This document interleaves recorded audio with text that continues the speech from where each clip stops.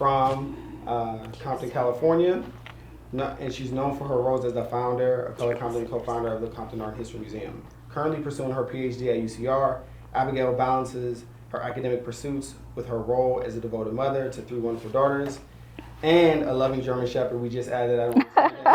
They were selling them on Crenshaw, and I was like, no, I gotta get one. So that's how I have right, fresh out of service. I'm like, yeah, that's the one. Right? Her passion for community empowerment and cultural preservation drives her work, making her a respectful figure in Compton and beyond. Come on, man. Thank you. What's the dog's name? Leo. Leo. The girls named him Leo. Yeah. So he's like 4 days in. Yes. Well, thank you, Mark. And thank you all for being here. Thank you, Dr. Howard, for being here. This is a really special, I think, event for me as somebody born and raised in Compton. I first became familiar with your work I was telling Mark, back when I was in undergrad at UC Santa Cruz. I was doing work and I was trying to figure out where I fit in academia and the type of research that I was drawn to, which was always keeping in mind my community of Compton, right? And I came across your work and I remember seeing that you were from Compton and I was like, oh my God, it's folks from Compton doing amazing things. And that really, I think, changed the trajectory of my educational career, because I thought, okay, well, here is somebody who also kind of came from this neighborhood, is doing amazing research. And I first met you back in 2011. I know you probably don't remember. Yeah, it was at an AERA, I think, in Canada or something. And I was like, oh my goodness. And you were at a round table and you had a couple of your graduate students and you were talking about youth participatory action research. And that also began to shape what I wanted to do. I knew that I wanted to work with youth. I knew that I wanted to work with youth in a creative way because that was my outlet, right? And I was always trying to find ways to merge education and art and the youth. And so your work became very pivotal in like finding my voice in academia. So I want to thank you for that. That's nice. Can we show Mark and Abigail just a big round of applause for what they do? So if I can just real quickly, when you told me about the museum in Color Compton some years back, and you kept saying, but you got to come see it because you were trying to put some language on it, and we finally made it happen. And I came, and it was just like, it was really just, it was an honor to see it for someone who grew up here, like less than 5 minutes from here. And there's so many things that are said about this city that I think are oftentimes just not accurate. And that to see what you all have poured into this to kind of to celebrate, education and art and youth in the way that you are, it's just humbling. So I just want to say kudos to you all for what you do. And you talked about it, but you also, you made it happen, you and Mark. And so I can't say thank you enough for your investment in this community. It means a lot. Thank you. That means a lot as well. Well, I want to just definitely have a conversation. You've done so much work throughout the years. You're definitely like a pioneer in the field. And tell us a little bit, this is your latest book, White Equity Now, and I think so much, we thought this was so perfect too, because if folks didn't check out the exhibition downstairs in the museum right now, it's talking about social justice, it's talking about equity, and how this fight for equity just has been going on for so long, right? And downstairs we're featuring different archives around Martin Luther King, and in Compton we have this monument that is actually a monument dedicated to Martin Luther King, and everybody in Compton knows it. Everybody visually knows it, but no one really knew the history of it, that it was a Black architect from Ohio that designed it and was really adamant about wanting to do it in Compton because of what Compton stood for, right? And the place that it had for communities of color. And so we're engaging in this conversation around what does social justice mean and how are we still in this fight? And that kind of leads us to your work. Can you tell us a little bit about? Yeah, so the inspiration behind the work is always sort of rooted in this place here and where I grew up. And so it's kind of surreal sitting here now, right next door to the Compton Library, where me and my brother spent many hours. My mother would tell us, go to the library and check out books and get you some books to read. We would haul these books back home. And it was like this real emphasis placed on education at an early age. And I went to public schools here in Compton, And at a time in the 70s where you had teachers who lived here, teachers who were invested in this community, teachers who saw the best in us, and who had the highest of expectations that we would take our education and do whatever we put our mind to. But what I recognize is that some years later, when I came back to teach in Compton, some of those same values and same characteristics and people who were here when I was a student were gone. And you had people who taught here who just didn't have the same kind of investment in this community like the teachers that I had. And so I think that was really the catalyst behind my doing the work that I do. How do you make sure that the kind of ethos that we have to make our city what it once was, how do we recapture that? And it's not just Compton, it's all over the country. It's San Diego, it's Sacramento, it's New York. I mean, you name the city where black and brown folks are, something has happened when it comes to just the kind of educational quality that we so desperately deserve and fought for the right to have. And so for me, this book was about making sure that with everything we went through in the pandemic, that we did not forget about the fact that there were some significant gaps and challenges that were already in place before the pandemic hit, and they just got all blew up after. And I think that part of what happens, you know, the saying says that when white folks catch a cold, that, you know, black and brown folks, we catch the flu. And so while everybody was being affected by what happened with the pandemic, the reality was it hit us harder. And so my whole issue was that we have to do something different, and we need to do something now. If we don't, we're going to see a significant loss in just raw talent of so many brilliant minds that we have in our communities. And part of what my thinking also is tied to is the fact that there was a time when in this country, not that long ago, 50 years ago, when you said minority folks, you meant non-white folks because we were in such small numbers. Well, those days are long gone now. When you say minority, we're typically meaning white folks because black and brown folks we've seen our numbers across this country explode in significant numbers. So what does it mean when your largest segments of your population aren't getting the kind of education that they desperately deserve and so desperately want and need? And so for me, the book is about what do we do now? And I'm not of the opinion that it's about giving equality, give everybody the same thing. Because if you give everybody the same thing, we still have massive inequality. So what I say when I say equity, it's about being bold and unapologetic and forthright and saying that we will give more time, more energy, more resources to those who have historically been denied opportunity. And that's what makes a lot of folks uneasy and nervous. But I don't care about that. I'm tired of trying to play nice with certain. I love it. I think everybody here 100% agrees, right? And I think that's what you have a equity framework in your book, right? That at the very bottom, we need to establish a sense of belonging. We need to repair, and then that's how we get to justice, right? That's right. And I always think about, like you said, it's happening across, the country in so many different cities. But when I think about how do we ground ourselves within Compton, and almost as a synonym, I feel like Compton gets used in so many different places around the state of what does it mean for black and brown folks in terms of the types of quality of education that they're. What is the experience of communities of color? What is it looking like? I know you talked about the ethos of Compton when you were growing up. Right. So I'm trying to think, how do we get back to that? Because I know when I was growing up in Compton and then going into education, a lot of educators will say, raise your hand if you had 1 or 2 teachers of color. Raise your hand if you had 5. Raise your hand if you had 10, right? And it'd be like nobody. Yeah. It'd be like maybe 1 or 2 people. And I would always be that person. I'd be like, I can name maybe how many white teachers I had. That's right. That's right. But I couldn't name how many teachers of color I had because that was my entire experience. Yeah. And that really did shape what I wanted to do because it was a sense of care, right? I was able to talk about church with my teachers. I was able to, they would play Lauryn Hill in the background while we were doing math, right?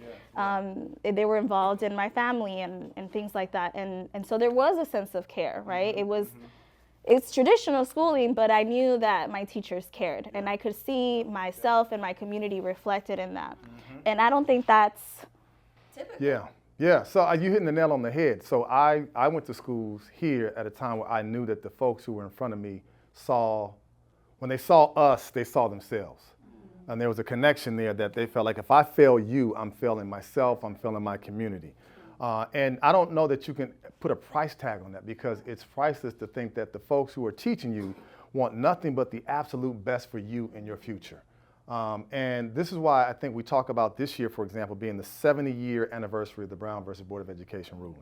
And we oftentimes hail Brown as a historic and landmark, legal decision. But now, hindsight, we're starting to learn a lot more about what Brown did negatively for black communities. And one of the things that it did was it led to massive, and I do mean massive, loss of work for black educators. You saw black principals who were either demoted or fired. You saw massive black teachers who lost their jobs. There's a book by Leslie Fenwick called The Pink Slip of Jim Crow. And she talks about the ways in which all these brilliant black educators were gone. And who were they replaced by? They were replaced by white folks who didn't understand our communities, who didn't understand our culture, didn't understand our history. And once you start to see the integration of more white teachers into black and brown schools, and when all of a sudden you see special education rates go through the roof, you see, literacy and math scores beginning to plummet, because at the end of the day, you have people who are teaching our children who don't see the best in us, who don't see their fates tied to our fates, who don't feel like if I don't get this right, that my community will suffer. And I don't know how we capture that again. I think we have to have some hard conversations about who we allow to teach our children. Because the bottom line is, just because you have a high GPA doesn't mean you can teach our babies. Just because you pass certain tests doesn't mean you can teach our babies. There needs to be like a cultural competence, a caring competence exam that says, okay, before I put you in front of my children, how do you demonstrate authentic care? And let me be clear, this is the hard part of the conversation, because sometimes the folks who do harm to our kids sometimes look like us. Yeah. So, y'all know the saying, what they say, all skin folks. Right. So the bottom line is that we have to begin to understand that. That's why I said we have to think about cultural competency, an ethic of care. How do you love? We don't talk about that enough in education. How we love children as if they were our own. And to me, I frequently say, the litmus test should be, do you give other people's children the same time, commitment, effort, and energy that you would expect to be given to your own children? Because I've done this long enough where I see folks who say, well, okay, I want to teach in Compton because I want to help all kids learn, and I love these children. I just want to give back, Bomani, right? Yeah, I want to just kind of do my part, right? But it's 3 o'clock. I got to get out of here because it's dark now, and I don't want to be here too late because my mother said it's not the safest neighborhood. So all these kinds of things that folks say about our communities. Is this for you, right? I taught at Longfellow Elementary School, right there across from the Compton Airport. And look, it was important for me to know what those kids had to walk through when they went from Longfellow right across to Wilmington Arms, right? And I would tell some of my colleagues, once you walk that same route to see what your kids go through, see what they hear, see what they see, right? If you really say you care about them, understand their world, understand their community, understand what makes them who they are on a day in, day out basis. And so we have to have a long, hard conversation about who we let in the profession. And then secondly, we need to talk about who we need to start counseling out of the profession. Right. Yeah. That's a long conversation, though. It is. Come on now. It makes me think of two things. With Brown versus Board, I always think about the essay with W.B. Du Bois that really points the question of at what cost, right? We're talking, we want desegregation, right. But before that, our black and brown kids are receiving love from from the folks that are teaching them. And you're putting them in a position where people are physically, people were physically violent to little kids, right? And that's the cost. And that was kind of seen as like, this is what we have to go through, right? And we're putting kids in harm's way. And so it does make me think about kind of like that shift that happened, and there was like a love component that was missing, right? And this dehumanizing kind of approach to teaching our kids. And it also makes me think of, I don't know if you're familiar with Yolanda C. Reese's Archaeology of Self, when she does kind of like a thing of like the pyramid of needs. Right. But at the very bottom, she has critical love and critical humility. And how we really need that. If we're talking about social justice, and that is the goal, and especially like nowadays, I think a lot of teacher preparation programs are trying to shift into how do we make sure that we're training you in a social justice oriented way. You can't get to that point, and you can't get young folks to think about racial literacy if you don't have a foundation of love and humility, right? And it is hard because I think we have to look at like teacher preparation programs. How do you make sure that you're developing this very humanity component, right? Yeah, and so much of that is really rooted in, here's the other part, who's teaching the teachers? Because if you got folks who never loved our children teaching teachers in the first place, how can we expect them to do something that they don't have the capacity to do themselves? And so I think we have to think about this in a much more sort of robust way. Principal Rod knows this. How do we start having folks who are in our communities, who have been in our communities, who have raised our babies, who have raised our babies' parents and their grandparents? They're the ones who know how to teach our children. They're the ones who know how to show them that kind of that kind of love that you talked about, Abby. And I think when it's all said and done, what we have to begin to really think about is that, look, what we saw during the pandemic is this, and I talk about this in the book. We got this whole chronic absenteeism thing, right? And right now we know black kids have the highest rates of, 40% chronic absenteeism. And the unit of analysis has been on, well, why aren't these kids coming to school? And I think we need to reframe the question, like, why isn't school attractive enough for what these young people to want to come to school, right? And I raise that because when you think about it, what we learned during the pandemic is that when schools were shut down, for the first time, a lot of black parents got like an inside glimpse at what school really looked like, for better and for the worse. And what we know now is that since the pandemic hit, we've seen a significant uptick in the number of parents who are homeschooling their children. That's right. Homeschooling has gone through the roof. And who has had the highest uptick of homeschooling of any ethnic group? Black folks have. Because black folks saying, look, I know I can do better than what I saw on that screen. Because these folks don't have my child's best interest at heart. They don't see the sort of the genius in my son or daughter. They don't recognize their unique ways of solving problems. They don't understand the ways in which black joy manifests himself. I can do better by myself. And I think that means we're coming full circle to a time where we took matters of education into our own hands. Independent schools, right? Different ways that we said we can do something different. Not just do it different, but we can do it better than what public schools are doing. The problem is we pay our own tax-paying dollars into this system that doesn't do right. So that's why we still have to hold them accountable while we also think about how we create our own. Yeah, that is so true. I will say we homeschool. we definitely, but it is, right? It's, I think for Mark and I, having 3 young biracial daughters that all look completely different and that are creative and have different approaches at learning. I don't trust sending them just anywhere, right? Being an educator, it's like I know too much. And so I try my best, we try our best to really shape that experience where she does feel loved. And she does have the space to explore whatever she's interested in, right? And I know that is the case for a lot of parents right now. And it's hard, because that's not possible for everyone to do. Not everyone can just leave their job, 9-to-5 job, right? People need to get fed. You also need to feed your children. So that's just not the reality. It's not an option for everyone. But I think what you're right, it's not an option, and those of us like you and Mark were able to do it, kudos, but the question becomes, how do we make it so that all students have the access to what you all provide? And love and care and safety is a big part of that. So my wife and I were just at a school just 2 days ago, and there was a teacher there, and he was saying the fact that, these kids said they're not safe. And he said, what do you mean not safe? Like, nobody here is physically under attack. Nobody is not under assault. So he was narrowing his conception of safety to mean that nobody is putting their harms on you. Nobody's putting their hands on you. And so my wife had to explain to him that, look, there are multiple levels of how we think about safety. And for black and brown children, it's not just physical safety, but it's also psychological safety. What are the ways in which you are saying things that make me feel good or not good about myself?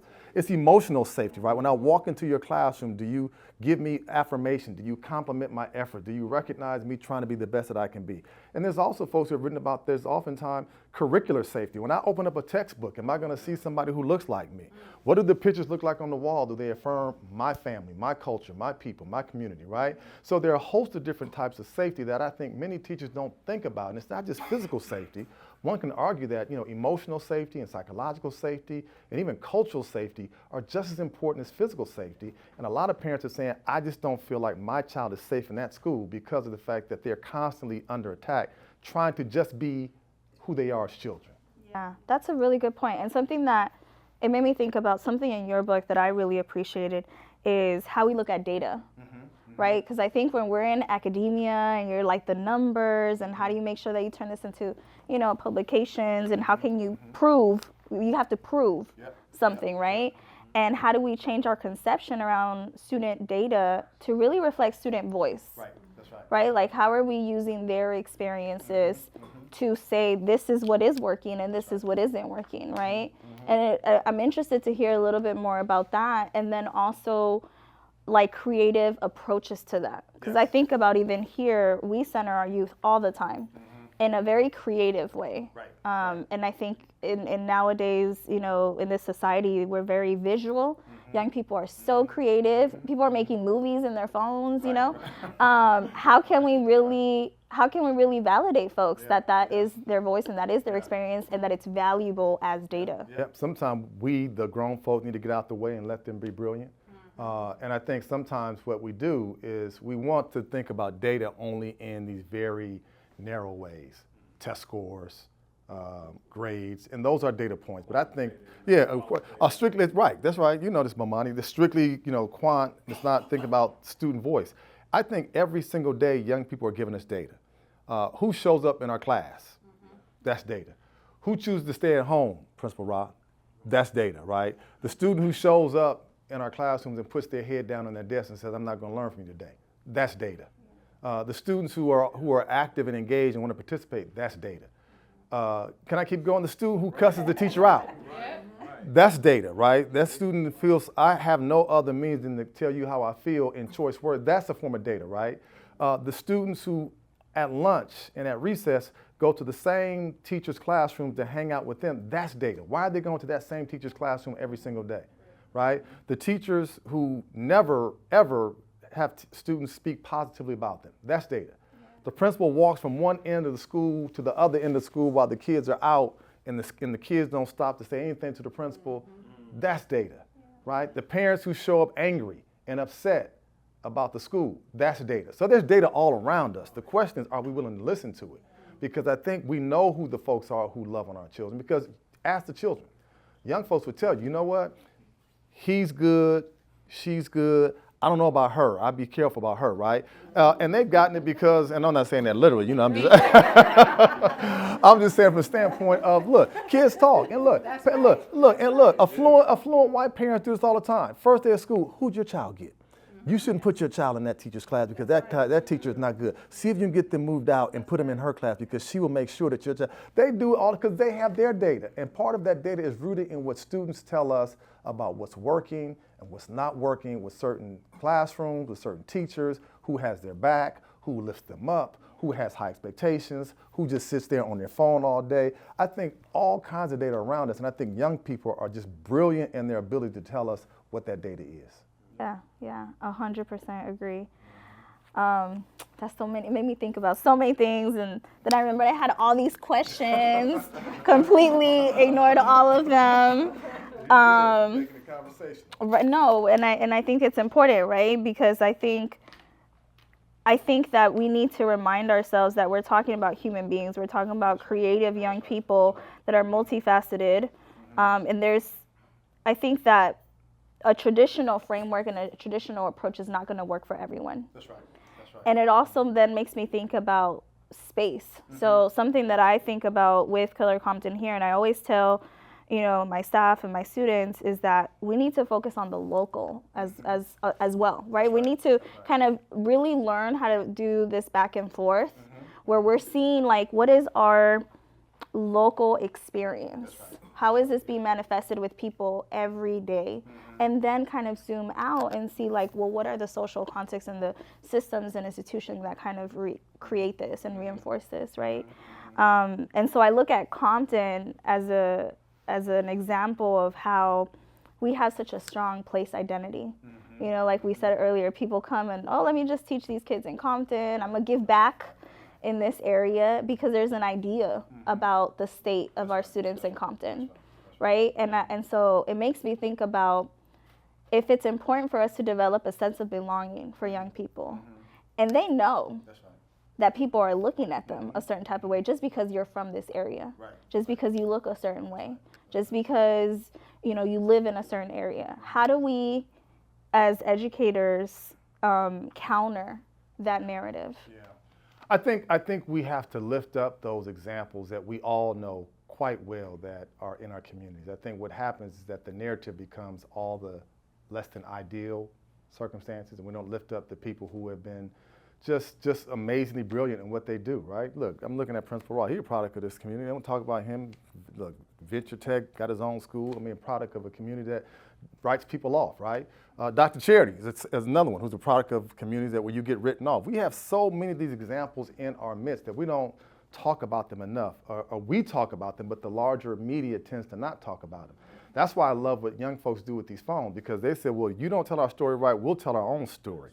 And we'll capture it, and we'll edit it, and we'll add, and we'll give a beat to it, and we'll show you all the things that we do that help us to make our story our story. I think it's about who owns the narrative, and I think the more we own our, look, this is a narrative right here that you and Mark have created.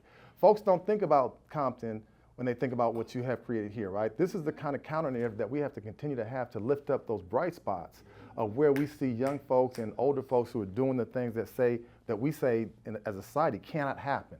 And so I think we have to continue to lift up our young folks when they do even the smallest thing. We got to just heap praise on our babies for everything that they do, because they live in a world that will consistently tell them where they're not enough and how they're not sufficient. And so even when they do the smallest things that are worthy of recognition, praise them with love and say, you know what, phenomenal. And when they mess up, that's okay, because who in here, raise your hand if you never messed up when you were young. I want to see who raised their hand, right? We all right. So, but we learn. And I think what happens with our children sometimes, we have such a small room for error, right? We make one mistake, it has major consequences, where other kids get to make mistake after mistake after mistake after mistake to get it right, and then we applaud them for being so resilient. But how come we don't get applauded when we make one mistake and we have to come back from that? So I think it's about us lifting up our story, about telling our narrative on our terms, and I think when we do more of that, I think that's when we'll start to see people say, okay, that's why this place is important, because there are things about this. Look, everybody in this room, when you go out, when you're not here in Compton, you tell people you're from Compton, what's the first thing they say?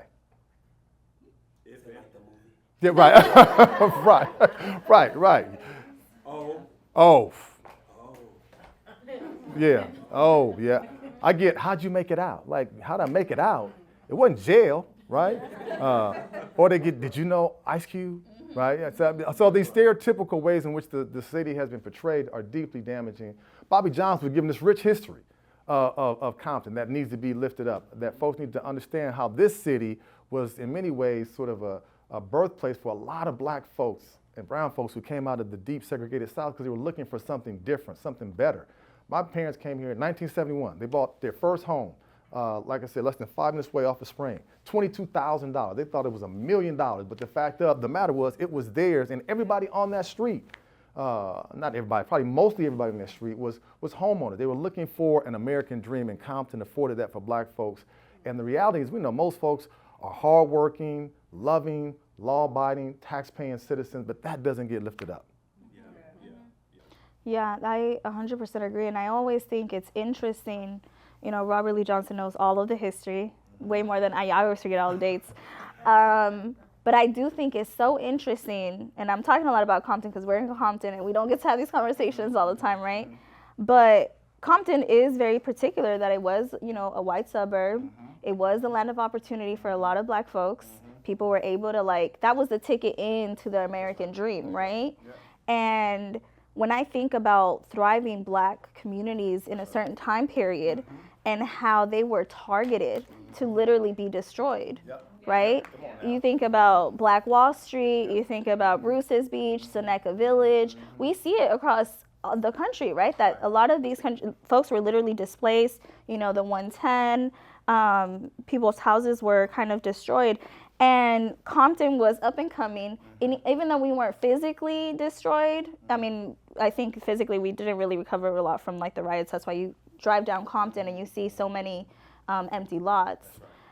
But they didn't kill the city structurally or physically in that way, and didn't displace people necessarily in that way. But I think you killed the idea, right? You painted this image that Compton is. It became, you know, like a euphemism for everything bad related to the Black Think about experience. it this way, Abby. You know, well, look, we have data now or information that talks about the CIA working in conjunction with the U.S. government, bringing in large quantities of crack cocaine into mostly Black and brown cities, and Compton was one of them. So for anybody who was around here, if you were here in like in the 80s, all of a sudden this became a very different place. And I don't think it's a conspiracy theory to think that this was targeted towards places like South LA, Compton, Oakland, places that tended to look like the folks in this room.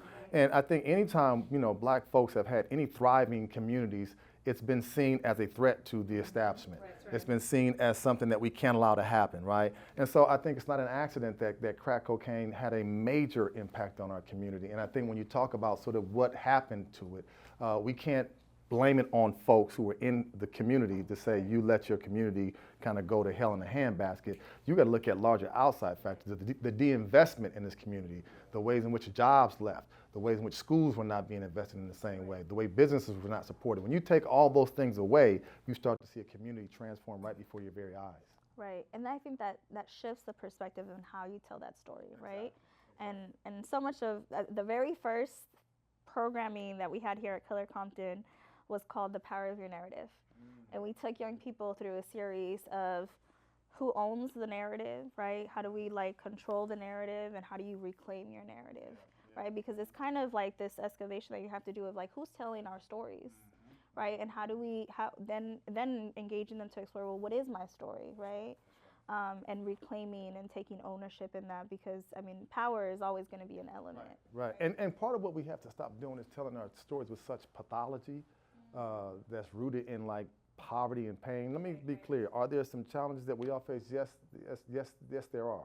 But there were moments of joy and happiness and celebration and love, and those don't get lifted up as much. And I think we have to tell those parts of our story. I love what's the show we watch, The Shy, that Lena Waithe does. And then one of my favorite parts of The Shy is when they have these block parties, when the folks are just out enjoying each other, and folks are smiling and dancing, and there's no violence, and there's no shooting, there's no killing.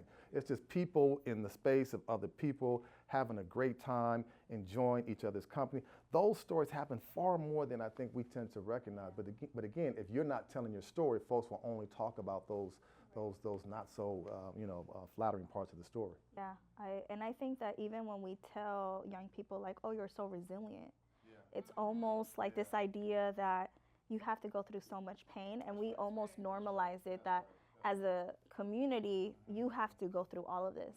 And not everybody is going through all of this, right? And so how can we decenter that, right? So we're not normalizing that all of our kids, in order to get to X, Y, and Z, have to experience. That's right. That's right. And I always say this like a lot. Like, why do young Black and brown children always have to be resilient? Right? How come they can't just be children like everybody else? Right? How come I have to have gone through 12 different things in 2 different days to be able to show I've earned the medal? Like, we got to stop that narrative. I mean, look, everybody has their own individual struggles and journeys to be where they are, but we should not have to have young people having to be resilient every single day. That gets exhausting.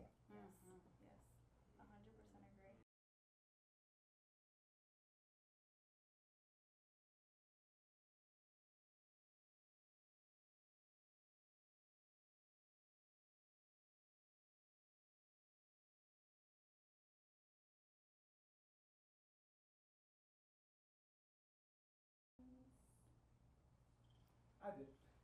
We talked earlier about how your mom, I think, or your parents were really big on education. Yes. What was their education level? Good question. So my mom graduated from high school, Manual Arts High School. My dad came here from Louisiana, got drafted, went into the Army, got the GI Bill, and when he was much older, he went and got his bachelor's and his master's degree.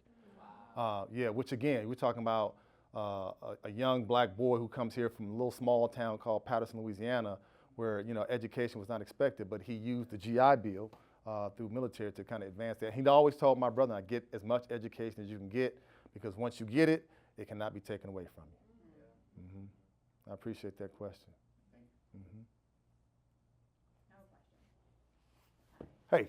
So with your book, I think it's such a important topic, and I Yeah, yeah, When yeah. we see that, we Yeah. think, okay, this book belongs in academia. Yeah, yeah, It's yeah. a textbook for schools. Right, But right, knowing you, right. I believe this your audience Mhm. is way broader. Mhm. Who's your Mhm. intended audience, and how do we make sure it gets disseminated and awareness is built in a way where it can, everyone that needs to read it can read it?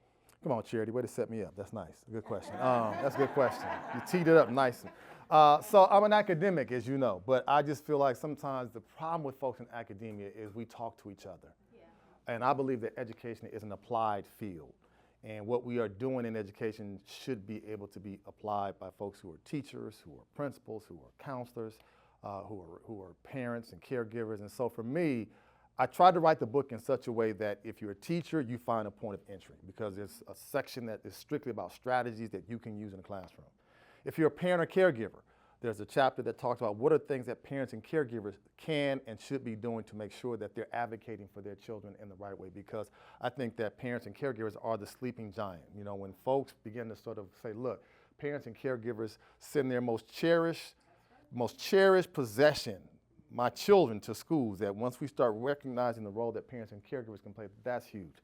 I also have chapters on school leaders, because I think school leaders set the tone, because they have to be willing to recognize that, look, I have to make the decision about whether or not I hire certain folks, whether or not I keep certain folks at my school. And I think there's parts of it that I think if you are just a concerned community member, you can read it and think, wow, I didn't know this about how schools and how they're funded. How I can be an advocate, how showing up at a school board meeting can make all the difference in the world, right? When you saw all this big sort of brouhaha around like critical race theory, it's because you had some angry white folks who started showing up at school board meetings claiming something was happening that was not happening, right? So what if black and brown folks showed up in numbers and said we wanted certain things to be done? I mean, so it's about how do we begin to think about that there's so many things that are done in schools that are just not in the favor of folks who look like us in this room, and what can we do about it? I always think about, okay, we know what the problem is, so now what are we doing about it? And so I like to think that no matter what walk of life you're in, parent, educator, concerned community member, there's something you can find in the book that will lead you to think, okay, I did not know that, and here's what I can do about it. Mm-hmm. So first, I want to say thank you, because you were a co-author on a couple of reports that we use to give school districts hell as education advocates. You co-wrote the capital suspensions of Yep. Get Out. With Frank Wood and Luke Wood and Frank Harris. That's right. Yep. So we use your report. Thank you so much. It's good to know somebody reads that. Okay. My question is, when's the next one coming out? Oh, so here's the thing. So I wrote that with two. So she's talking about two reports that we put out a couple years ago. One was called Get Out. With the year and everything. Come on, I appreciate that. Myself and two colleagues, Luke Wood and Frank Harris, have always been concerned about issues around suspensions in schools. Because one of the ways that, we're going to talk about the damage done to, black children in particular, post-Brown, was through suspensions and expulsions. And here in California, we are among the worst in the country. And so Frank, Luke, and I were talking about this and kind of took the lead on writing that. And then we did it across the board. We did it first in California, then we did it with specific districts. And so we need to revisit that. But here's the concern. First of all, Luke is now president of Sac State. Yeah, okay, I see, yeah. So he's busy. He's on Jennifer Hudson's show and everything. So I got to get some time from President Luke Wood. But the challenge that we're seeing on a lot of the suspension data, and this is where we have to be careful. So a lot of the suspension data post-pandemic has shown that suspensions are down. So while right. So that part, they're at home. But while suspensions are down, two things. Racial disparities remain the same. So even though, like, say we may have been suspending 8,000 kids one year, now it's like, say, 2,000 kids are being suspended. But the rate, black children are still suspended at a much higher rate than anybody, right? And now the data also tells us black girls are the second most suspended population behind black boys, and used to be Latino boys, right? So the rate has remained the same, the disproportionality, while the numbers have gone down. But the second thing that's important, schools have gotten sneaky, there you go, come on, son, right. Creative, right? Schools have gotten creative, so while out-of-school suspensions have gone down, in-school suspensions have gone up. And they call it on-campus intervention. Right, and they don't always label it as suspension. So that way they kind of look like they're not suspending students. And if I can add a third layer to it, you know, I'm a conspiracy theorist, right? You know how schools are funded in this state based on average daily attendance. So when you suspend kids, guess what happens? You don't get the money. So in many ways now, schools are saying, let's keep the kids till we can at least get some dollars for them, then put them in an in-school suspension setup, which is yeah, there you go, right? Which when you go into those schools across those classrooms, it's like high-profile babysitting, right? You have an adult who's just watching the kids, letting them do whatever they want to do. So we need to update that to talk about what is happening around those three areas, around funding. Okay, thank you so much. So you know, okay. Oh, what's up, Elk Grove? So yeah, y'all supposed to be like a more progressive, yes. I know, they say that they are, right? Yeah, I was up there a couple months ago. So yeah, so no, When you come back, come visit. Okay, We okay. are right there in Elk Grove, right by City Hall and the Okay, Police Department. okay. Black Youth Leadership Project. Black Youth Leadership It Project. was actually on our podcast a couple of weeks ago. It's Okay. called Black versus the Board of Education. Okay, And we okay. wanna invite you. So Okay, that's my please do. Okay, there you go. I'm there, right? I'm there. Only if you come on mine. I'm coming. Okay, all right, okay. Yeah, okay, got it. Okay, yeah. Yes, sir. How does the whole charter school movement affect? Oh, man. How much time we got for this, Mr. Johnson? Yeah. It's a great question, though. Because here, I get asked that question a lot about, are you pro-charter? Are you pro-traditional public? I'm like, look, I'm pro-children. I don't care who's doing it. If they're doing it right, I'm all for it, right? Now, the concern a lot of my traditional public school folks have is that, charter schools are public, and charter schools, in many ways, take resources from traditional publics. And that, to me, means there's something wrong with the system. The system is broken. Why should I have to suffer as a traditional public school because someone across town comes in and puts in a different model and they take dollars away from me? Because children go. And part of what we have to tell parents about, and I talk about this in the book, just because it's new doesn't mean it's better. We tend to think new school opened up, it must be a good school. You can have a new school that is horrible for children. I'll also say this, a lot of charter schools can be very particular about who they choose to admit into their schools, precisely. So if I can choose these three high achieving students right here, but I'm gonna pass on you, I'm gonna pass on you, I'm gonna pass on you, then all of a sudden I get to put together a population of students that are high achievers, that require little intervention. And so my test scores are gonna look very different versus the traditional public school has to take everybody who lives in that zip code or in that encatchment area. So we have to have a conversation about what is happening with charter schools, because there's some really bad charter schools out there, right, that we have to call out, right? But there's some ones who are getting it right. And my thing is, whatever the schools look like, if it's independent, if it's parochial, if it's charter, if it's traditional public, if it's got a track record of educating kids well, then we should be looking at it and seeing how can we replicate what they're doing. Now, I got some my folks in unions get upset at me like they're a problem. And look, I just don't see that. Well, why was there a need to create charter schools in the first place? Because folks were not satisfied with traditional publics.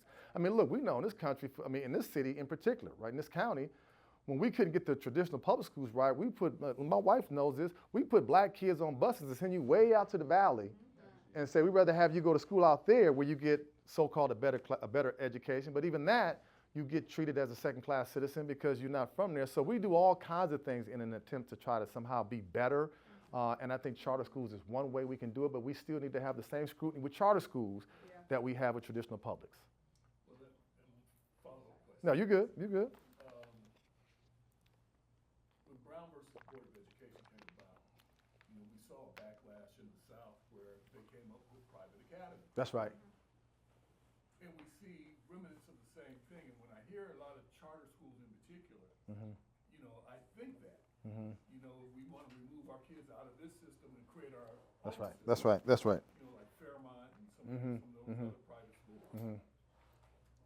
Of course, my question has always been, how in the richest country on the planet, how do we have under-resourced schools? Yeah. And to me, that's the really, besides also not just teaching our kids, but what do we teach them? That's right. Are we teaching them, what to think or how to think, those situations?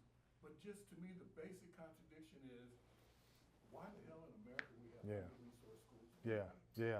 Well, to me, and I may get in trouble when I say this, but I don't, look, I'm too old to be worried about getting in trouble. Education in this country has always been about black folks and brown folks and making sure that they don't get it.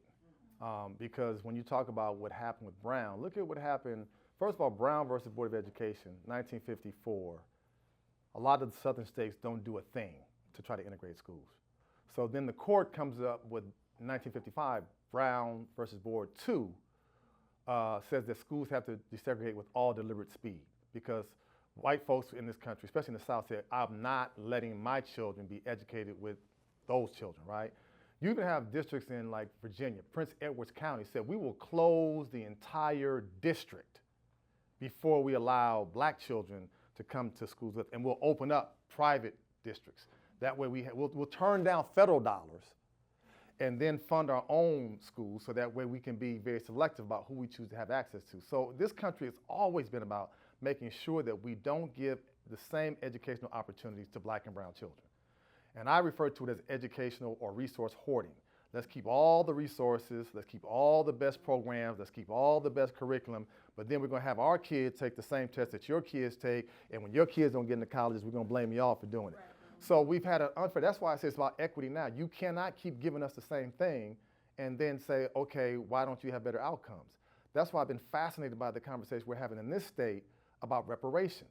Because if you really want to start to talk about what needs to happen, so much of equity now is rooted in a reparations approach. You can't keep saying that the folks who you have kept out for centuries, and I use it in the book I talk about, I say, look, it's like the 100-yard dash.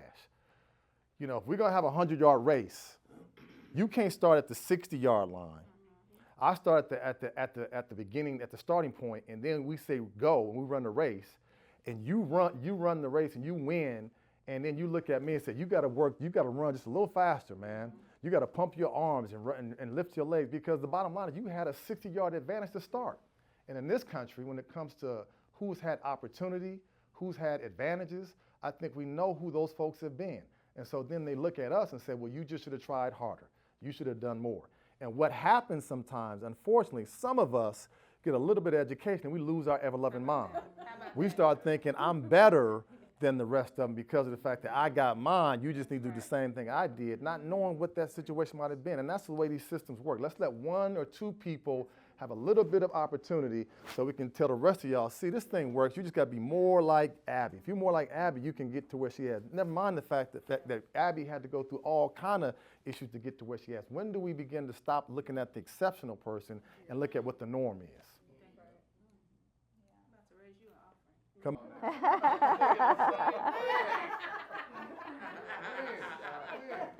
I think it's like a shift of the ideology, right? And how do we do it at a very young age?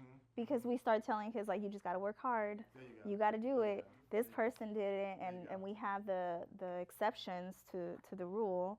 And then we encourage that with resilience, right? And it just gets compounded. Right? And then by the time they get, because I also think about then working with college students, right? Once they make it to college and they're still behind and they're still struggling. And then, you know, or even getting to graduation, you have first-gen college students graduating, I don't know what the heck I'm going to do. Went to a research institution, did no research, right? Because you're not even told what you're getting yourself into, right? And so it continues, right? And then they start seeing and start peeling back the layers and how do I even get myself out of this, right, at this point? Right, yeah, so much of it, and I kind of mentioned it briefly in the book, is this whole concept, you all have heard it before, of grit, right? And I tell folks all the time that Angela Duckworth wrote this book, Grit, and I keep saying, I'm trying to find Angela Duckworth. If y'all know her, let her know that there's this tall, bald-headed black dude looking for her, because we need to have a debate, because she writes in the book that we need to teach poor kids how to have more grit. Stop it. Stop. We need to teach black kids teach poor kids how to have more grit if they just knew. Yeah, okay, right. I said the same thing. That's a Freudian slip, right. The fact is, like, how can you, and that the problem with kids who don't perform well in schools is that they just don't have grit, they don't have problem-solving skills, they don't have tenacity, they don't have the kind of desire to stick to it when the first time and the second time, it's like, you got to be kidding me, right? For kids who grow up right here in this community, and communities like this, I always say they got more grit in their pinky finger than you got in your entire body, because these kids grow up every day having to do what? Survive. And to me, let me see you live a day in their world to see who has grit. But that's the narrative that we use. And it was like a New York Times bestseller for like months. And you heard teachers saying, you know what, these kids just don't have enough grit. These kids just need to have more grit. So it becomes a real convenient and, to me, lazy way to kind of place the blame on the victim, as opposed to saying, why is it that these are babies who go to school where the per pupil expenditures are maybe $13,000 a year, but if you go to the West Side, those kids are being educated on $30,000 a year, right? Where's our grit to fix those systems so that we have a much more equitable funding system so that you can stop saying that these kids just don't have grit? How about they got significantly more resources that have helped them to get to those opportunities compared to where other folks are? And that's so much harm that it creates on an individual basis that then, becomes collective kind of harm. But something that it makes me think about, and I've been trying to figure out how to formulate it as a question, but I think about folks that do come from these communities, right? Like, I think about me growing up, I went to all Compton high schools, middle schools, and everything, right?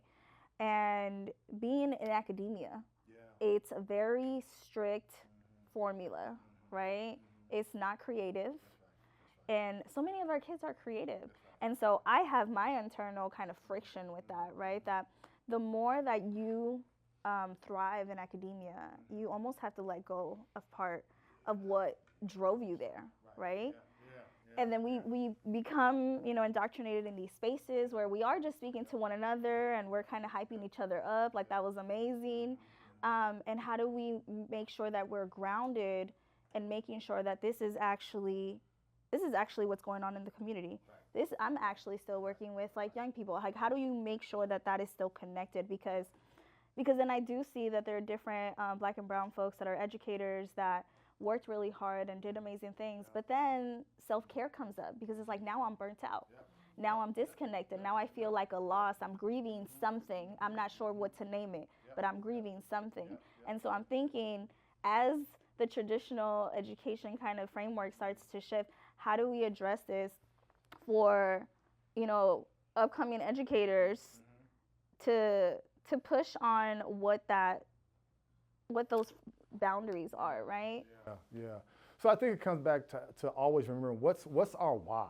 Why do we do this work? And I give you kudos, Abby, because I know when I first met you, you talked about community being near and dear to your heart. And my thing was, if that's your why, then stay true to that and know that there are going to be people who tell you you can't do it, you shouldn't do it, it's not rigorous, it's not authentic. But if you can't stay true to your why, then maybe you shouldn't be doing the work. And for me, what I've always thought about was when I was teaching first graders over at Longfellow Elementary, I just knew that those young scholars were not getting what they needed and deserved. And they're always kind of my litmus test to know that, they deserve something better. And I think you're right. I think we have these very narrow and very linear ways of how we see learning, how we see thinking. And we have kids who are telling us all the time, I don't fit in your box. I don't talk this way. I don't think this way. And what I find intriguing of late is the fact that for years, we all know in this room, Black and brown kids had unique ways of expressing themselves, very beautiful ways of articulating their displeasure with things, very honest and very straightforward about who they like. And we just, for years, we saw that kind of behavior as being aberrant, or you're a problem, or you need to learn how to like raise your hand and sit still and speak when called upon. But the last decade or so, I've been like really intrigued by this whole neurodiversity body of literature. So now all of a sudden, neurodiversity has become a way in which we know people think and process and communicate in very different ways. But largely that's been used with white children and affluent children. Where was the neurodiversity work when it came to Black children who had different ways and brown children who had different ways of expressing and thinking and talking? We were seen as problems versus now you have children, we just have to be more flexible in our teaching and more responsive in how we understand how kids articulate themselves. We've been doing that forever. And I maintain that part of what school does is it attempts to put kids in boxes, right? You have to talk, think, and act a certain way. If you don't do that, then you're a problem, right? And part of what I get concerned about, and I talk about this a lot, is the data in this country around suspensions in preschool. How we suspend children, I'm not even calling them children, I'm calling them babies. Babies at 3 and 4 years old, we suspend them. What can you do as a 3 or 4 year old that warrants you being kicked out of school, right? Kicked out of school. And now we have, like, look, there was a study that came out about 10, 15 years ago from the field of exercise science. And they said we should not ask children to sit in schools for more than 1 minute per their age. I need y'all to hear me on this. 1 minute per their age. That means 4-year-olds should not sit for more than 4 minutes at a time. 8-year-olds should not sit for more than 8 minutes at a time. What do we do in schools? We ask 4-year-olds to sit for how long? All day, 40, 50, 60 minutes straight. And when the kids get antsy, and you know how you go into a kindergarten classroom on the carpet, they got the little squares, you got to sit in the squares with crisscross, applesauce, right? Don't talk, don't hit, don't think, don't move half the time, right? Don't breathe, right? And when our children are doing what children do, and they want to get up and want to move and want to jump and want to run and want to just do things that children do, we say, you know what? Maybe you got ADHD. How many children right now, black and brown children, have gotten the label of ADHD? Right, exactly, right? And are on who knows what kind of psychotropic drugs because they couldn't sit still for more than 5 minutes at a time, and they're 5 years old. So my response to that is we have to begin to push hard against those folks who say that kids are supposed to think and talk and act a certain way. Our babies are just being developmentally appropriate, doing the things that children do, but they are so quick to put a label on children who don't fit into that box. And young people are telling, I don't fit in your box, I don't give a damn about your box, and I'm gonna kick your box out the room when I leave my way out, right? And I think we have to recognize what that said. That's a data point, right? That's another data point. But now we see other kids, affluent kids get to do that. We think, wow, they're neurodivergent. We have to create classroom space that allow them to express their different ways of being. Why can't we have the same thing for our children? So for the teacher prep programs, right, are you taking this to? Oh, this will be mandatory reading for all my students. Okay. You will have to get that book. So, and I'm trying to get, I see school board member Ayanna Davis. I'm gonna get all the teachers in Compton to get that too. She's a Compton product, so yeah, so we the just. reason I bring that up because a lot of what you're talking about is a dualistic and binary mindset. Right. Of how we're approaching Right. education. Mm-hmm, It's either this or that. It's red or blue. Mm-hmm. It's either black or white, Mm-hmm, right? mm-hmm. It's either or. Right. Nobody operates That's at right. that level. That's right. That's right. a very elementary, basic level Mm-hmm, of life, mm-hmm, right? mm-hmm. And so how do we change the mindsets of adults That's right. who've been rooted in this very slave, I would say slave type Yeah. system, where you're in rows, Yeah. you know, Mm-hmm. the entire time you're not in circles. Mhm. How do you change that piece Yeah. when you're talking Yeah. to adults and a teacher? That's an excellent question, Bomani. See, 'cause look, here's the thing. Here's the issue. Most teachers are teachers because they were rule followers when they were students. Think about it for a second, right? So the folks, most folks who are disruptive in school don't go on to become teachers, right? Right. So most teachers were typically rule followers. So therefore, if I was a rule follower most of my life, all of my life, and I have a very distinct way of how I think students are supposed to behave, then I'm going to teach the way that I was taught. So therefore, it is black and white. It is good and bad. It is stop and go. Life is very binary. You do good or you do bad. There's no middle ground. So I think we have to begin to say, I think some of the best teachers, potential teachers, are the kids who are sitting in the office because they're in trouble for whatever reason. Those are the folks who need to be in class. I'm going to shout out my son. My son, my middle son, he was one of those kids, what would you say, Mike? He had high energy. High energy. He was precocious, right? And so he says that for him, he wanted to become the kind of teacher that he wished that he had. So he taught middle school. And so he said, in my class, look, I'm not gonna stress of you getting up to sharpen your pencil. That's fine. I'm not gonna trip off you having to throw something in the trash. I'm not gonna have a heart attack when I see you talking to each other. Some teachers feel like I have to have everybody. Yeah, control. It's control. Don't sit, don't talk, don't move. And I got like 30 kids in the class. If I got one that's not paying attention, I got to stop everything until you. Right. It's like, don't start on the whole disrespect thing, right? The whole thing, right? That's a big. But I think we have to get teachers out of this mindset that stop trying to control children. The more you try to control children, they're going to tell you, you're not going to control me. Right, exactly, right? And so I think that's the issue we have to think about is talking, and we don't do enough of that in teacher education. I think part of what we do wrong in teacher education, we do a lot wrong, but the first thing we should do is on day one, you're not going to be in a university classroom. You're going to go out into a real classroom and watch what happens in a classroom on day one, how a teacher sets up her classroom, how she builds those relationships the first day, the first week, right? We're going to have you see what it looks like in real time, because I get students in the teacher education program courses I teach. They can tell you about Piaget stages of development, backwards and front, and the theory says this, but let me put you with some third graders and see how you do with them, right? Exactly, and all that goes right out there. And when he calls you something out your name, are you gonna go crying and saying, I can't do this now? But I thought you wanted to help the kids, you said, right? But see, I think the thing becomes, we do too much of the theory in teacher preparation. You know this, Abby, right? And not enough real life on the ground, being in schools every single day kind of work. Which is that neuro piece. That's right, exactly. Absolutely. How are we on time? Okay, I just want to make sure I'm trying to get that. Any other questions? Can I shout out the school board member we have in the house? That's my homegirl right there. That's my homegirl. Thank you. How you doing? I'm doing well. How they treating you over there? Which one? Everything is, two worlds, everything is going well. That's good. That's good. Our parents are like worked together for years. So yeah. And Ross. Yeah. We all grew up together with. Privileged to have Dr. Howard sit as a committee member for my dissertation, so that was a privilege and an honor.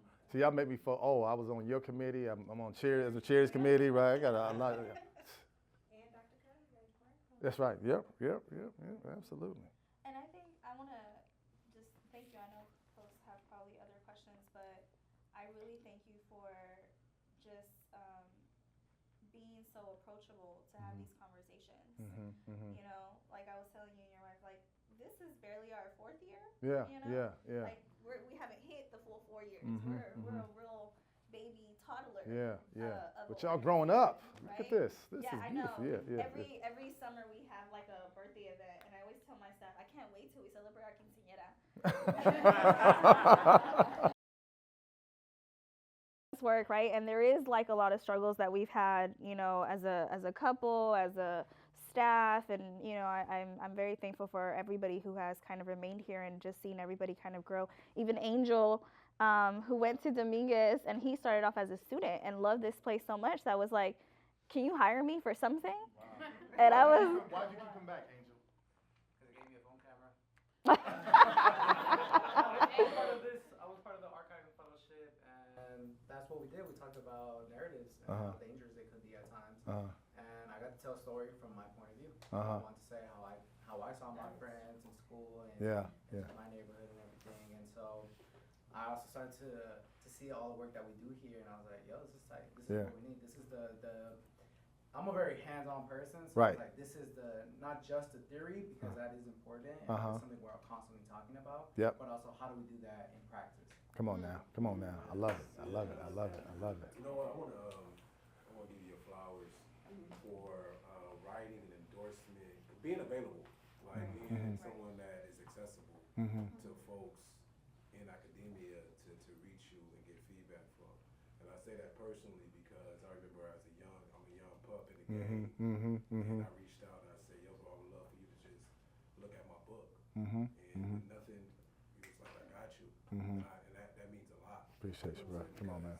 A lot of times, you know, my father's sacred knowledge is the ability for the younger generation to connect That's right. with the older generation. That's right. So the wisdom could continue to be passed. That's right. You embody that. I appreciate you, brother. I appreciate you, brother. I appreciate you. I appreciate you. I appreciate you. I appreciate you.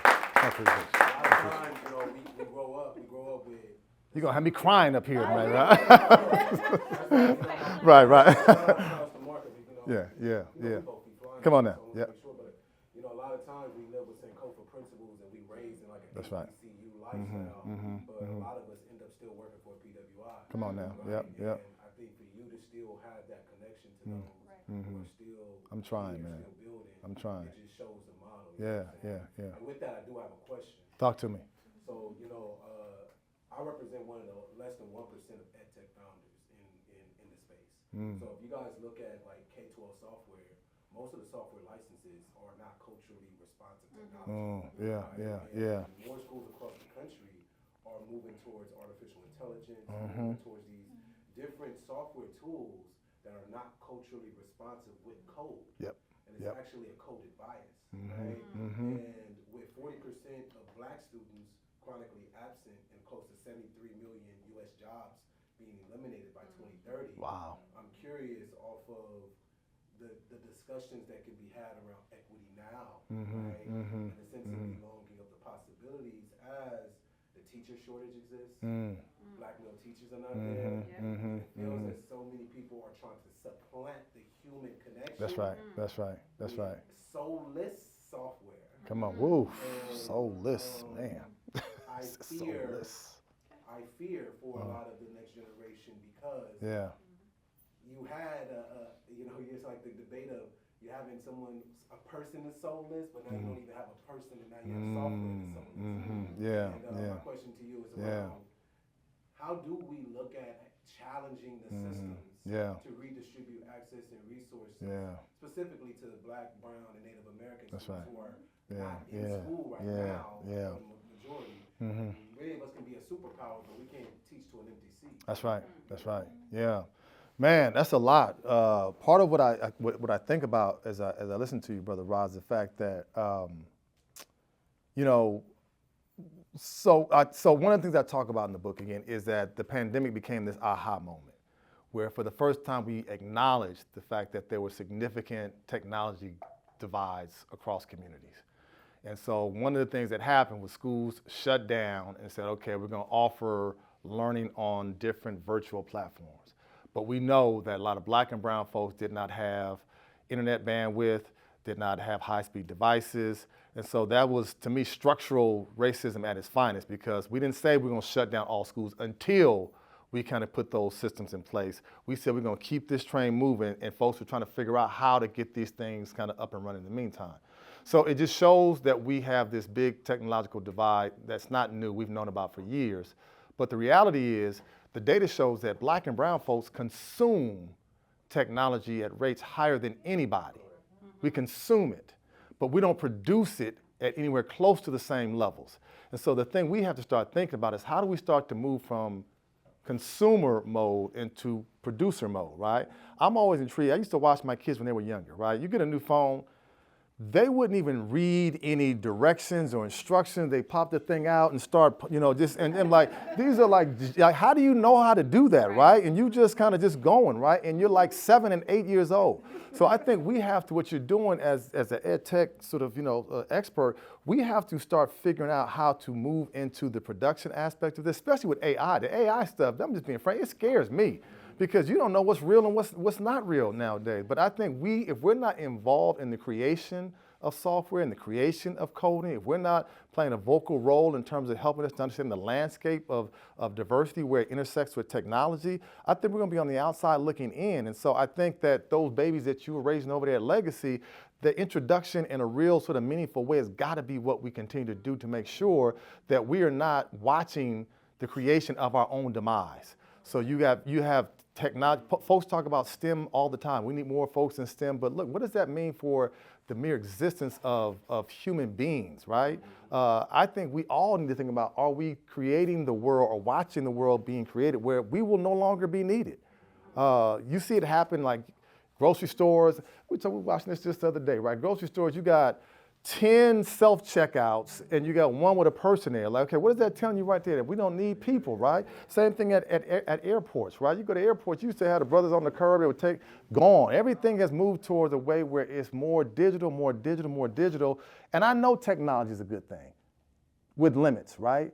But I do wonder what you said, 73 million jobs? 73 million jobs to be lost through automation and AI. So new jobs will be created when looking for new skills. Yeah. And if our kids are not in school getting taught those new skills, or we have the teachers teaching those new skills, right?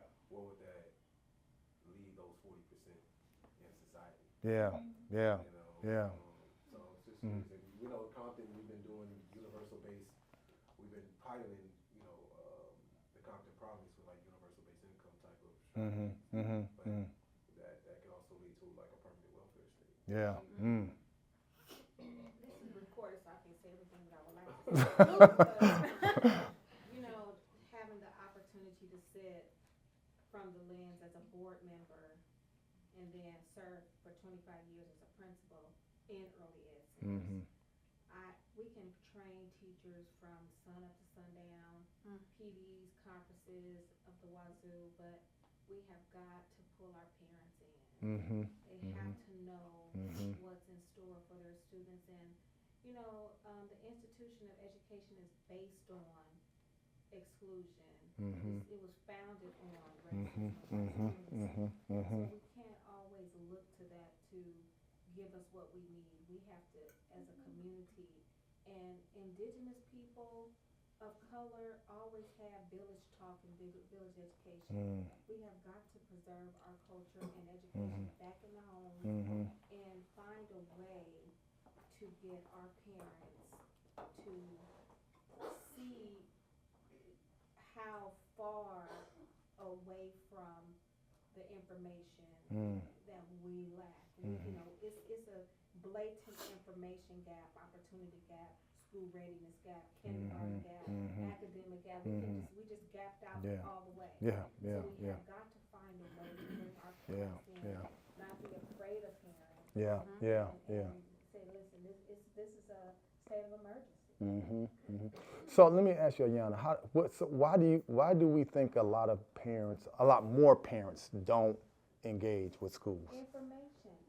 It could be the whole resistance to seeing school as an institution, and a lot of our parents do not have great relationships with the school system. And then some of them, I feel like you just gotta get over it. Because you know, here it is, 2 generations later from you know, you have a teenager, 1 and 3 years old. I don't know what you did with this kid, with the first child, but this 3-year-old, you know, I need you to come in here because where I work now, we are Black folks and my Latino children are the minority where I work now. And however, we are the ones that are already showing a gap with literacy, with vocabulary, with problem solving, with SEL. There's already a blatant gap at 3 from their counterparts. Yeah.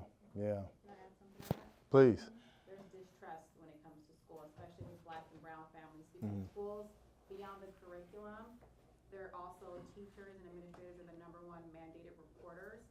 Come on now. Should be a Come on place now. where families can go to receive support, feel safe, ask questions. They're also at threat of losing their child. If they say the wrong thing, do the wrong thing, interact with their child the wrong thing, regardless if you're at a school that's Black, with Black teachers or brown teachers, so there's a lot of internalized racism. That's right. Following the rules. That's right. Doing what we're told to do, so it's no longer a safe space where parents feel welcome to express, I need help, I don't get this, I need support.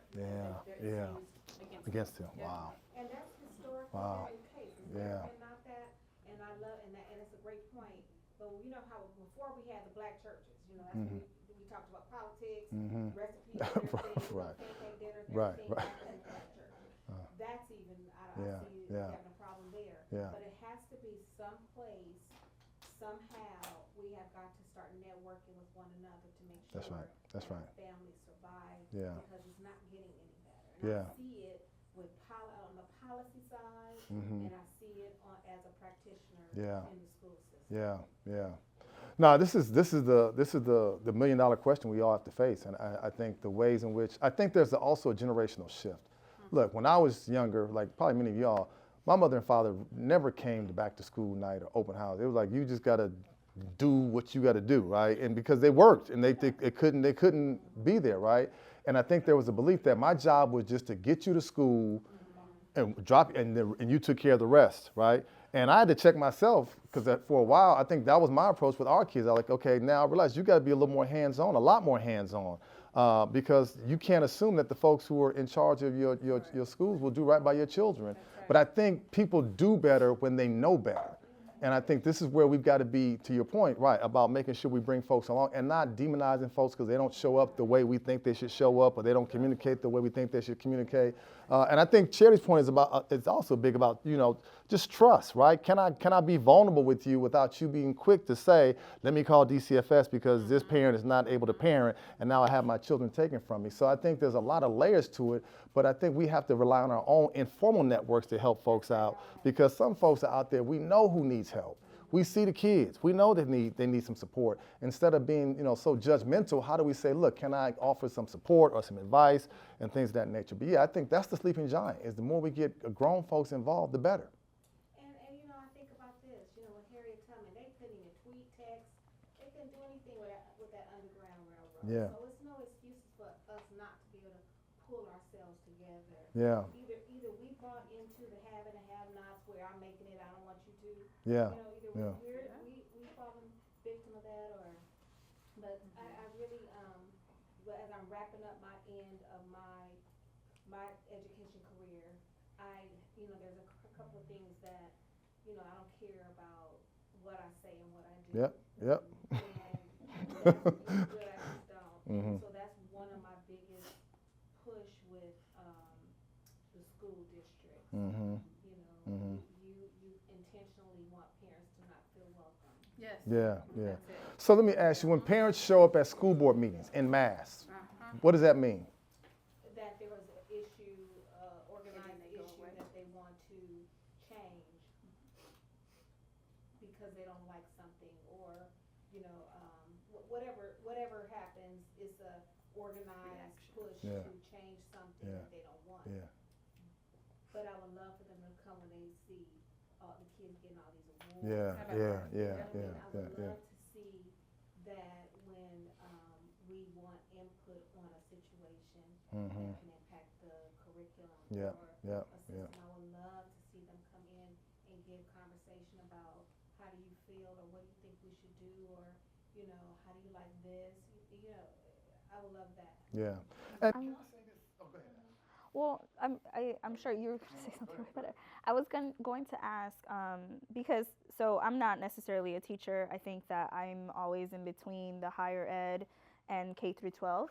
And I'm very much in the community space. And I know the nonprofit industrial complex has its own issues, but I'm always thinking about the history of education is so deep rooted in racism, right? And exclusion of our students. For me, I was like, well, I know that I can come in this way from my position, right? That I knew that I didn't have access to certain capital. I didn't have the financial means. I hadn't done X, Y, and Z things, right? And so I approached the work here as a community space, as a counter space to what exists in K through 12 schools, right? And even I've worked in other nonprofits, and I've seen how like also you pick and choose students, right? We don't do that here. Some of our students may be in college, some of them may not be in college. Some of them may be just graduated, some of them are like, I don't even want to go to college, right? And they're all in different places. I'm putting all these students in the same space to have a conversation and kind of coming back to this community way of thinking because, you know, inherently communities of color did everything as a community. It's because we live in a capitalistic, individualist kind of society that we've forgotten that you have to look out for just yourself. And so it makes me think about, you know, whole abolition theory, you know, that takes, you know, it's so many steps that you have to do, but I am interested to hear from you of like, what is the space or what is the role of community spaces to kind of address some of these spaces where people, or some of these needs where people can come together and say, these are our needs, this is what we're able to do, this is what we're not able to do, and build community from there and build and kind of activate folks from that perspective. No, I think they're vital because folks need to have places and spaces where they feel like they'll be seen, where they'll be heard, where they can be trusted, where they can just be themselves. I think sometimes even schools, there's a sense that I don't know who he is Why is she sitting at the back door back there just taking notes? Like you know how we are. We walk into a place, you like kind of check who's here, right? And why, what's being said and who's taking notes. And if you don't feel comfortable, you may not be as vulnerable, right? So I think community spaces where there's trust can really allow folks to kind of share where they're really struggling, where they're having difficulty with their children, where they're trying to make ends meet, and folks are not judging them in any kind of way, but they're trying to be supportive of them. And so I think they're vital. What I wonder though, is if the sense of community that I and many of us grew up with in terms of physical space has been replaced or is being replaced with a virtual community. Because I know we saw that when folks would have like certain kind of parent meetings in person, you hardly get anybody to show up, but then you put it on Zoom, you get 3-4 times as many people. So do we have to rethink what community looks like? To me, that's not the same, but again, I think we have to be willing to adapt to the current moment. And if folks are saying it's easy for me to sit in the comfort of my home and open up my laptop and click on a link and so I can be in a Zoom meeting with 15, 20, 25 other people, are we okay with that space being community just as much as we are if it were to happen in person? And I don't know the answer to that. Yeah. But something to think about. A lot of people don't want to return to the scene of the crime. Say that again. We don't want to return to the scene of the crime. It was traumatic. Mm-hmm, It was traumatic for a lot of us when we were younger, and for the parents who are currently parenting K through 12, that age group had a horrible time with the public school system in terms of being seen, and so now we're asking them to come to parent meetings. Yeah. Now we're asking them to show up to stuff, and they're like, I have 3 kids. I see you on Zoom.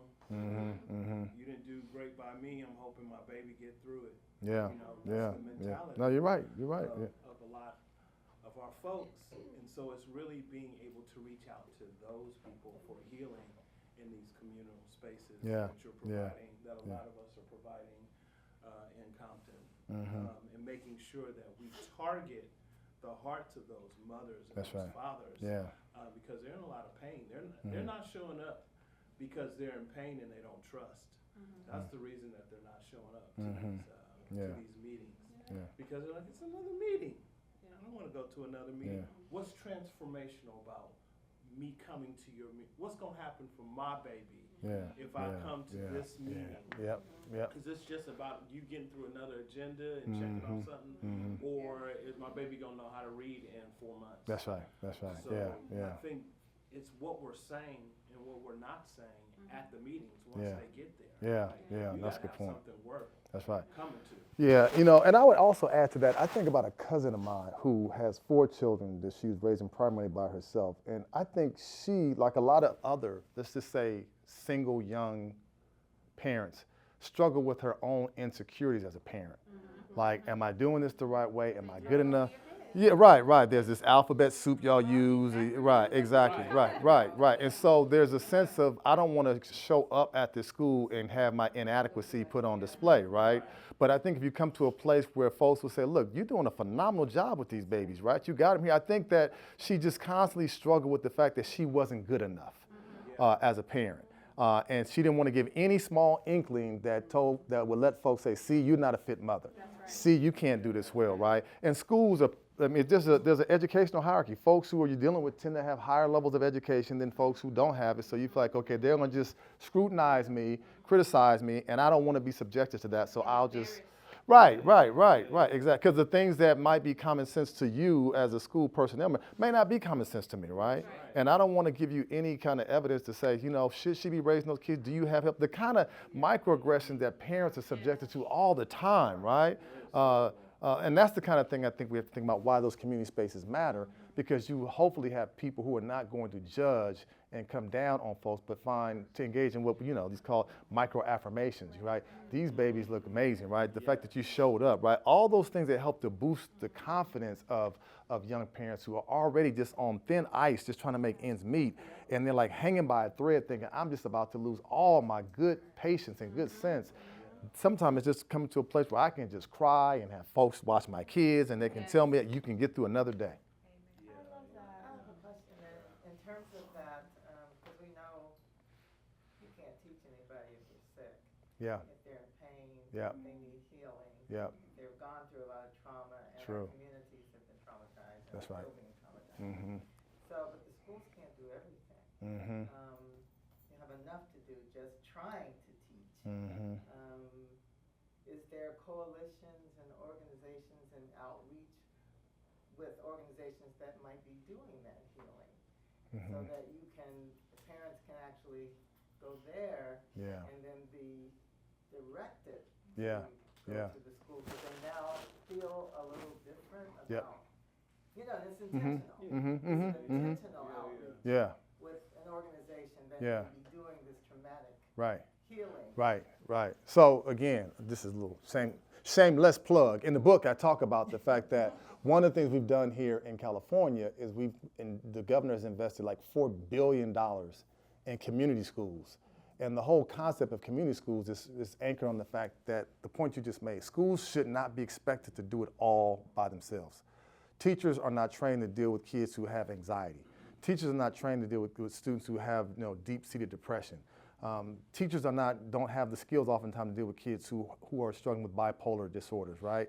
And so part of what the community school model says is that we will bring in people who are mental health specialists to the school. We'll bring in folks who have expertise in certain kind of medical kinds of issues to the school, because what would happen is that you see a child who needs some support or a parent who needs some support. We say, well, just go down Rosecrans. When you get down past Central, on your right, you're going to see a place there. When you get there, and folks say, that's just too much hassle. I got these 2 kids, and I don't have a reliable car. So how do we make schools the one-stop shop where you have all those resources in one place? And we're seeing a small number that are beginning to pop up in and around LA County, but the goal would be make sure that if a parent needs to be able to sit down and have some mental health supports and services, you can walk that parent right down the hallway and she can sit down with a person who looks like her, who speaks her language, and can help her to kind of deal with those issues, right? If a child hasn't had a vision screen in front of you can go down to the other side of the hallway, and we got supports for vision supports, right? So part of what we have to do is, how do we see schools as this place that brings together a lot of those supports? And by the way, we also have to think about the ways in which we can start to learn. Look, there are a lot of after-school programs, some on schools, some not on schools, but you have kids who will not show up at school, but will come to the after-school program. So what is the after-school program offering that the school is not, right? So I just think we have to do a better job of trying to help schools link with other community-based resources that offer, especially the mental. There's a bigger conversation we need to have about mental health in Black and brown communities, because we still believe that mental health is not a real thing in a lot of spaces, and think that this is something that's only for white folks. I don't know where that whole narrative came. I think we all need some mental health supports, because it's part of being in a racist, patriarchal, heteronormative society that consistently tells you are not enough. And so I think the more we start to normalize mental health and just overall mental health, look, if my arm is broken, I go to a doctor to get a cast. Why not if I'm suffering from depression? And we have to normalize it. The more we talk about it, I think with young people, I think it becomes more normalized. That's my long answer, kind of getting everything. And I know we're just about time, so I just want to thank everybody for coming. I want to thank you so much, Dr. Howard. I know it's been said by several folks, but I always think about, like going into different conferences and spaces, I always think like, dang, I wish I could have these conversations with my students, with my staff. And that's one of my goals with having this space here, right? Like, how can we have those same type of conversations in our backyard and have young people and educators and practitioners and scholars and everybody be in the same room and just have an approachable, honest conversation. And so thank you for being open to this, to being here. I might stick up. Can I have my classes here once? Yes, definitely. Like, do it. Scared out of your mind to come out. I mean, listen, it's bittersweet. It's bittersweet for me sometimes when I walk in here, or when student or parents walk in here for the first time and they just have this reaction, right? Because they're like, oh, like, I need to make sure my kid can come in here. I want to see it, because they have an idea coming into the parking lot, right? And then they walk in, they're like, oh, and it comes deep, and they're like, wait. And so it's very bittersweet, because I'm happy that you feel like this is an amazing space, but it breaks my heart that you already have an idea of what this space is, right? And I see it all the time when I show people this space here in the museum downstairs, and even having a conversation about where art belongs, right? Like, we're a creative city. We're known globally. And we're known globally from our artists, right? By our artists. Yet there's no place in the city that talks about our history, about our creatives. And I remember we got pushback, like, are you sure you want to start a museum? Like, I don't know. And I'm like, where's the better place? And we are, this is where our community is right now. Can you share the good news? Is that kind of... Oh, yeah, I guess. No, yeah, so I was sharing with Dr. Howard, that as a baby toddler organization, I think one of the biggest struggles is finding support, right? Finding folks that are willing to, or see the vision, right? And finding where you can get kind of financial support as well, because, Mark put down these floors. This was definitely a labor of love. We had students painting, like community members painting, and so it's really been, I tell Mark, as a young, petite, I think my shortness really impacts this, right? As a petite Latina that is an introvert, I am consistently overlooked. I'm consistently under, who is this person? What are they going to do? Who are they to do X, Y, and Z? And I see that in doing this work, how people are just like, oh, that sounds nice, or, we'll see how that goes. And so that's one of the biggest struggles. People talk to Mark, 80% more of the time they will go up to Mark than they will come up to me to talk about this work. So that's one of the biggest struggles that I have. And so recently we just got approved by Best Buy to work with them and open up a teen tech center in the city of Compton. And it's a big deal because it's a well-known, brand, and we went back and forth for a long time.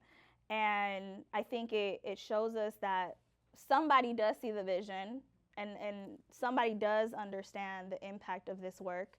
And it's like one of our first kind of like folks supporting, right? Like, nobody's underwriting any of this. Nobody is coming in here and supporting us. It really, my kids, everybody knows, if you've ever been to any other event here at Color Compton, you have seen one of my kids.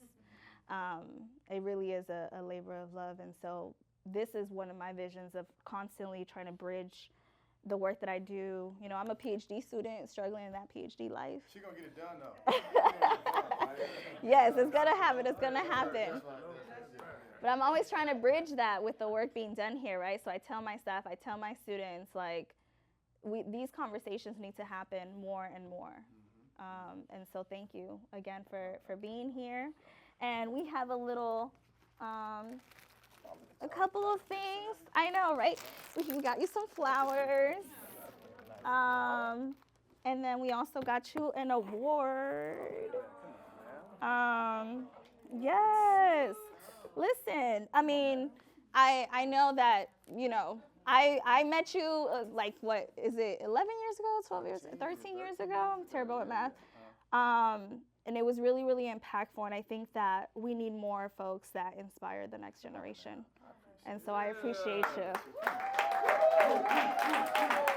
Of course, yes. Thank you, thank you, thank you. And of course we have, yes. And then we have a little gift bag from downstairs that is just so in line with the work that you're doing. So. Can we show Mark and Abby some